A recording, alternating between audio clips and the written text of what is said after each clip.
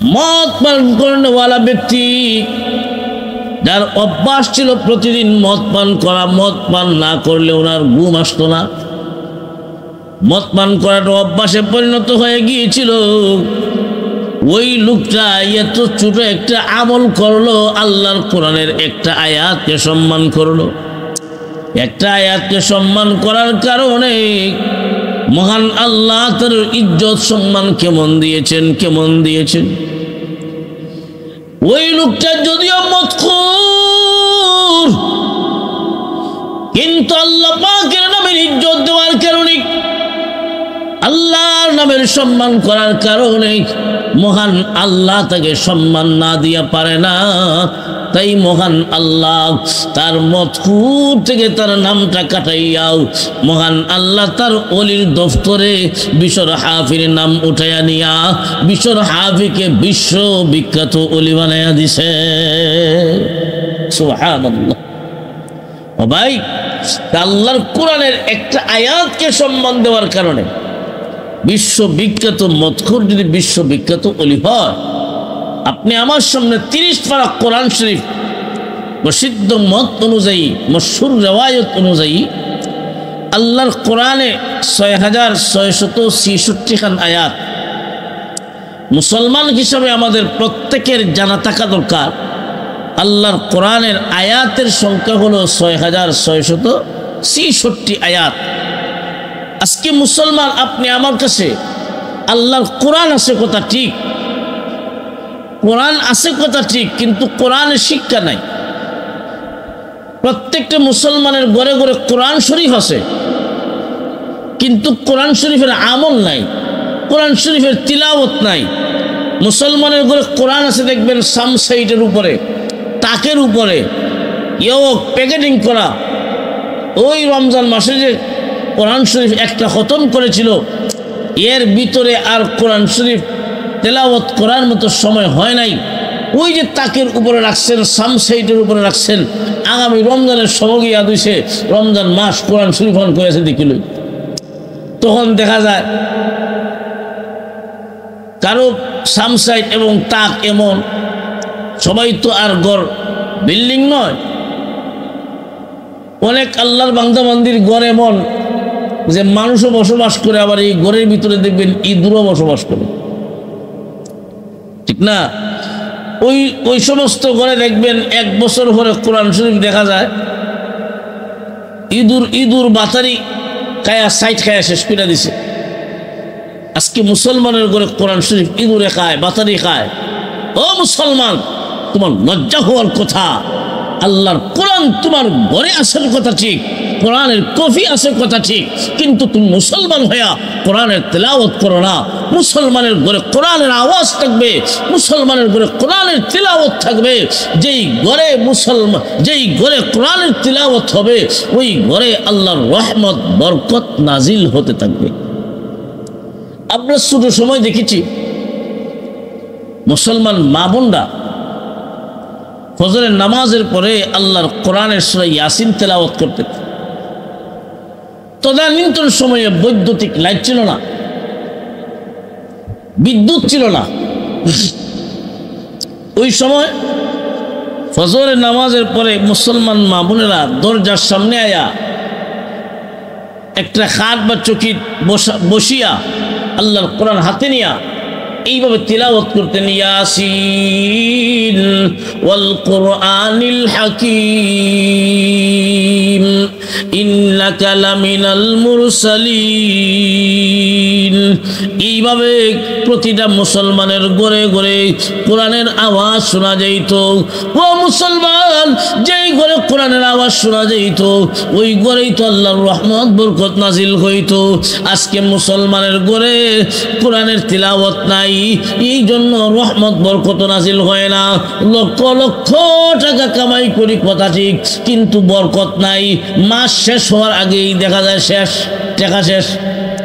অনেক মানুষ দেখবেন 1 লক্ষ টাকা বেতন পায়, মাসে 1 লক্ষ টাকা কামাই করে।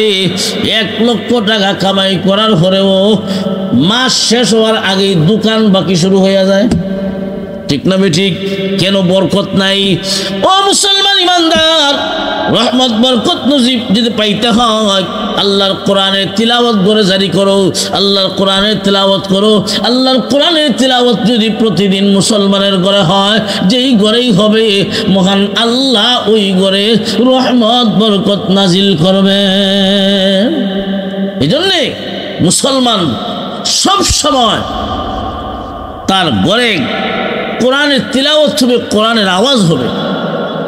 আজকে আমরা শুরু সময় মক্তবে যে কোরআন শরীফ পড়ছিলাম আর খবর নাই, ঠিক না ঠিক? মক্তবে কোরআন শরীফ পড়ছিলাম, এও ধাক্কায় ধাক্কায় পড়ছিলাম, আর খবর নাই। না না, আমি মুসলমান, আমার উপর আল্লাহর কোরআন শরীফ দেখে দেখে পড়তে পারি এমন শিক্ষা অর্জন করা আমার উপর ফরজ ছিল। প্রত্যেকটা মা বাবার উপর এই ফরজিয়ত, প্রত্যেকটা মা বাবা তাদের সন্তানকে আল্লাহর কোরআন দেখে দেখে পড়তে পারে এমন শিক্ষায় শিক্ষিত করা ফরজ।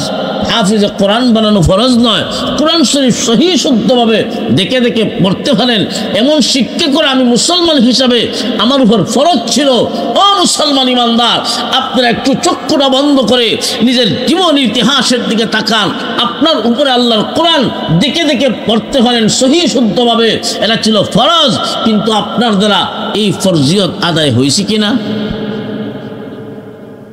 সুবহানাল্লাহ। বাংলাদেশের কত জাতের হরা, রমজান মাস আইলে দেখবেন জোহরের নামাজের পরে মসজিদে কত জাতের মুসল্লি, কত জাতের সুর আর কত জাতের তিলাওয়াত হওয়া যায়।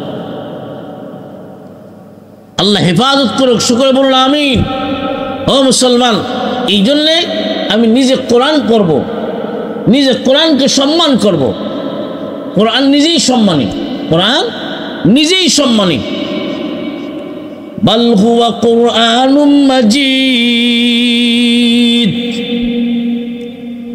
আল্লাহর কোরআন কোন জায়গায় আল্লাহ বলেন কোরআনুম মাজিদ, সম্মানিত কোরআন। কোন জায়গায় বলেন কোরআনুম কারীম, কোন জায়গায় বর্ণনা করেন কোরআনুম মুবিন, সুস্পষ্ট কোরআন। কিতাবুম মুনির, নূর ওয়ালা কিতাব। সুবহানাল্লাহ, কোরআনের নাম অনেক। তো ভাই, আল্লাহর কোরআন এটা হলো আল্লাহর কালাম। কোরআন শরীফকে কালামুল্লাহ বলা হয়, আল্লাহর কথা।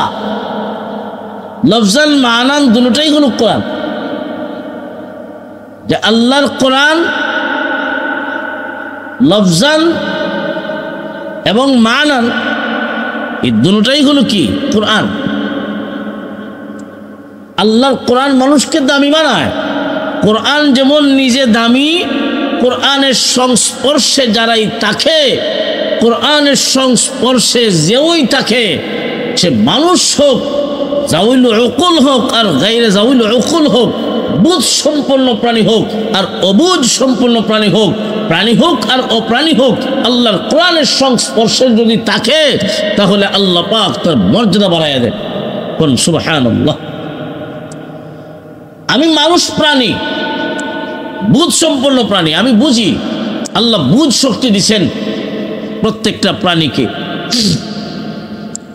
আপনি দেখেন যে এইগুলা গায়রে জাউল উকুল,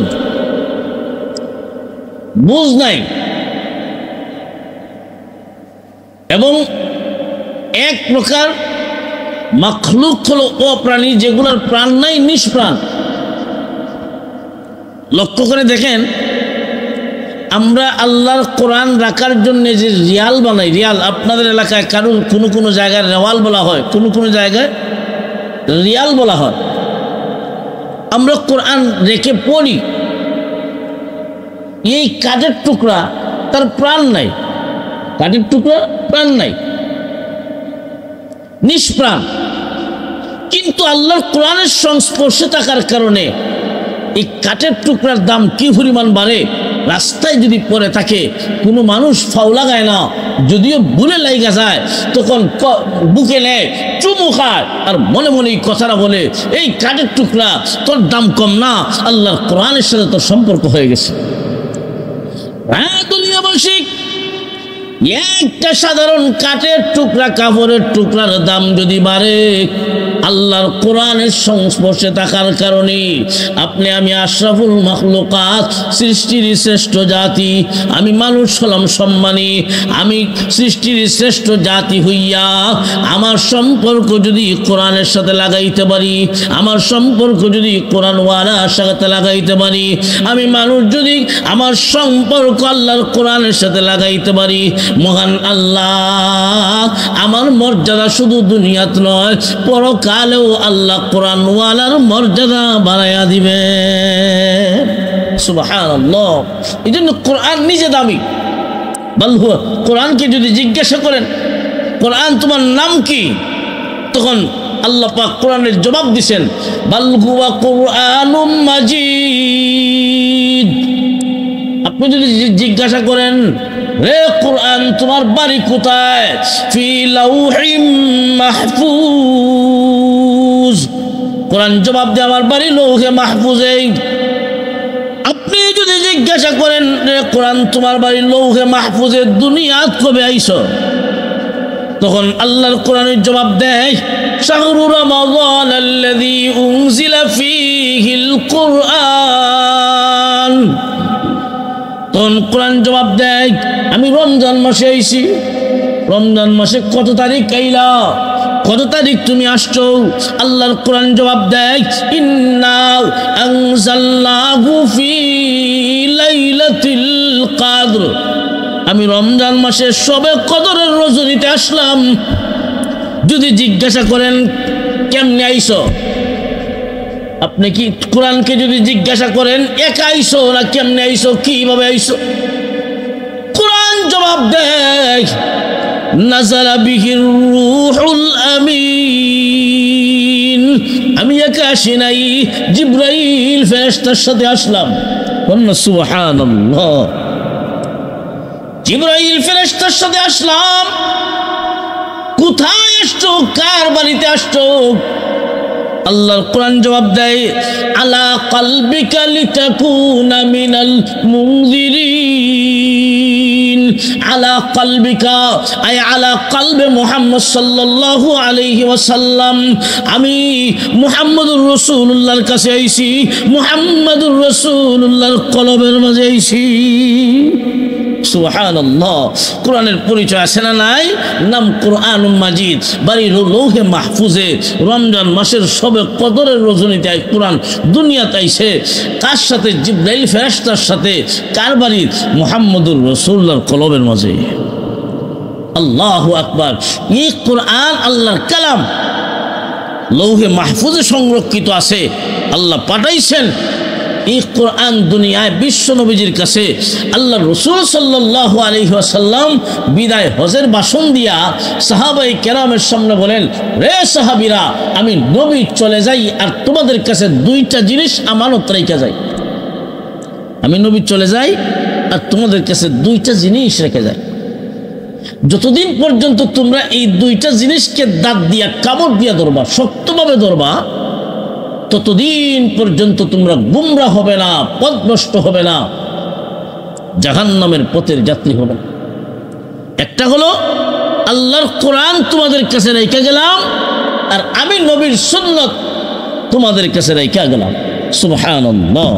আল্লাহ রাসূল বলেন তারাকতু ফীকুম আমরাইন লান তাদিল্লু মা তামাসসাকতুম বিহিমা কিতাবাল্লাহি ওয়া সুন্নাত রাসূলি আও কামা ক্বালা আলাইহিস সালাতু ওয়াস সালাম।